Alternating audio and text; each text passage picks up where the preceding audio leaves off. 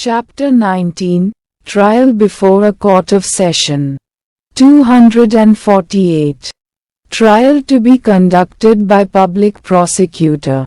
In every trial before a court of session, the prosecution shall be conducted by a Public Prosecutor. 249. Opening case for prosecution. When the accused appears or is brought before the court, in pursuance of a commitment of the case under Section 232, or under any other law for the time being in force, the prosecutor shall open his case by describing the charge brought against the accused and stating by what evidence he proposes to prove the guilt of the accused. 250. Discharge. 1. The accused may prefer an application for discharge within a period of 60 days from the date of commitment of the case under Section 232. 2. If, upon consideration of the record of the case and the documents submitted therewith, and after hearing the submissions of the accused and the prosecution in this behalf, the judge considers that there is not sufficient ground for proceeding against the accused, he shall discharge the accused and record his reasons for so doing. 251. Framing of charge. 1. If, after such consideration and hearing as aforesaid, the judge is of opinion that there is ground for presuming that the accused has committed an offense which a. is not exclusively triable by the court of session, he may frame a charge against the accused and, by order, transfer the case for trial to the Chief Judicial Magistrate or any other judicial magistrate of the first class and direct the accused to appear before the Chief Judicial Magistrate or the Judicial Magistrate of the first class on such date as he deems fit, and thereupon such magistrate shall try the offense in accordance with the procedure for the trial of warrant cases instituted on a police report. b.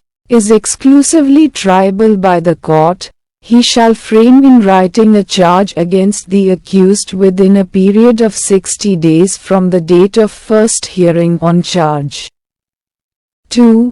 Where the judge frames any charge under Clause B of subsection 1, the charge shall be read and explained to the accused present either physically or through audio-video electronic means, and the accused shall be asked whether he pleads guilty of the offense charged or claims to be tried.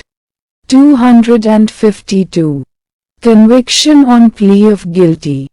If the accused pleads guilty, the judge shall record the plea and may, in his discretion, convict him thereon. 253. Date for prosecution evidence. If the accused refuses to plead, or does not plead, or claims to be tried or is not convicted under Section 252, the judge shall fix a date for the examination of witnesses, and may, on the application of the prosecution, issue any process for compelling the attendance of any witness or the production of any document or other thing. 254. Evidence for prosecution. 1.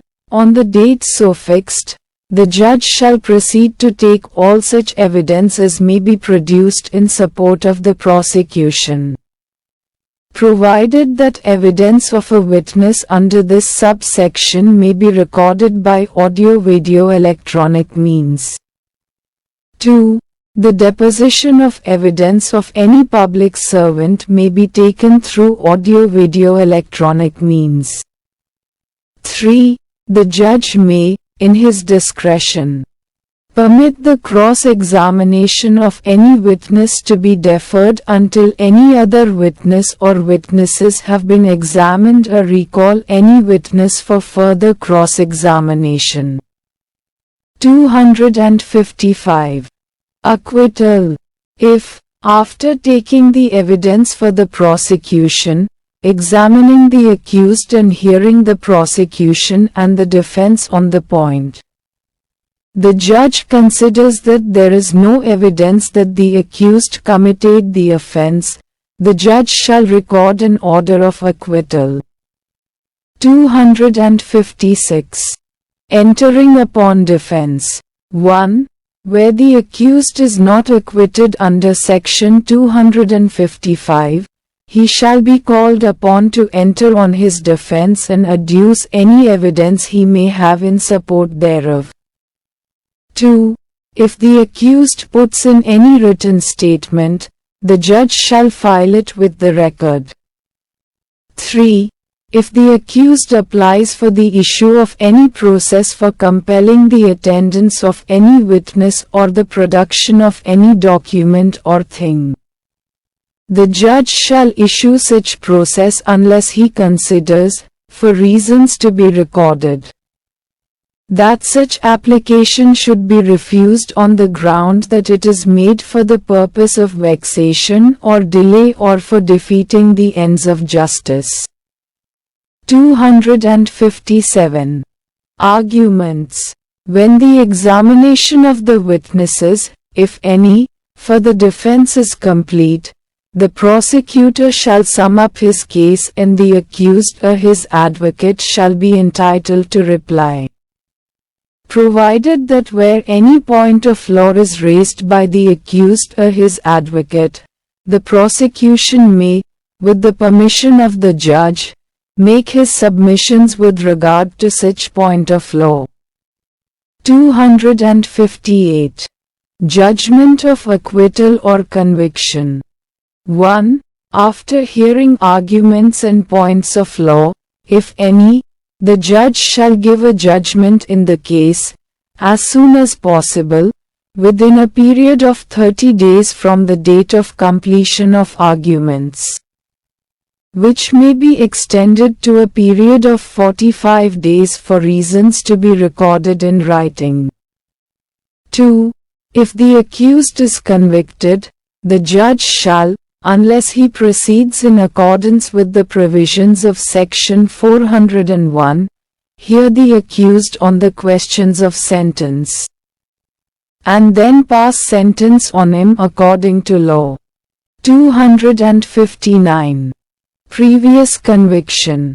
In a case where a previous conviction is charged under the provisions of subsection 7 of Section 234, and the accused does not admit that he has been previously convicted as alleged in the charge, the judge may, after he has convicted the said accused under Section 252 or Section 258, take evidence in respect of the alleged previous conviction, and shall record a finding thereon.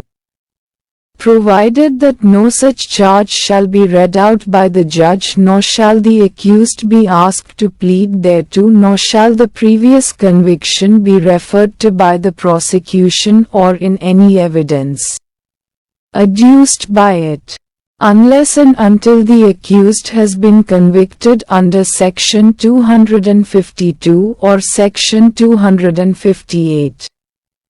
260. Procedure in cases instituted under subsection 2 of Section 222. 1.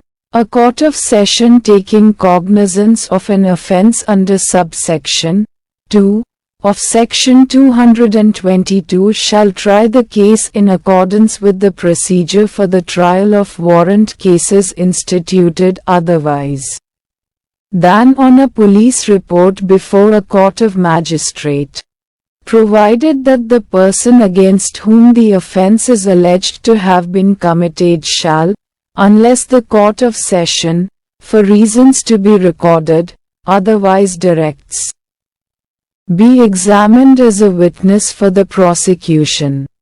2. Every trial under this section shall be held in camera if either party thereto so desires or if the court thinks fit so to do. 3. If, in any such case, the court discharges or acquits all or any of the accused and is of opinion that there was no reasonable cause for making the accusation against them or any of them, it may, by its order of discharge or acquittal, direct the person against whom the offense was alleged to have been committed, other than the President, the Vice President or the Governor of a state or the Administrator of a Union Territory, to show cause why he should not pay compensation to such accused or to each or any of such accused, when there are more than one. 4. The court shall record and consider any cause which may be shown by the person so directed, and if it is satisfied that there was no reasonable cause for making the accusation, it may, for reasons to be recorded, make an order that compensation to such amount not exceeding 5,000 rupees, as it may determine, be paid by such person to the accused or to each or any of them. 5. Compensation awarded under subsection 4 shall be recovered as if it were a fine imposed by a magistrate. 6.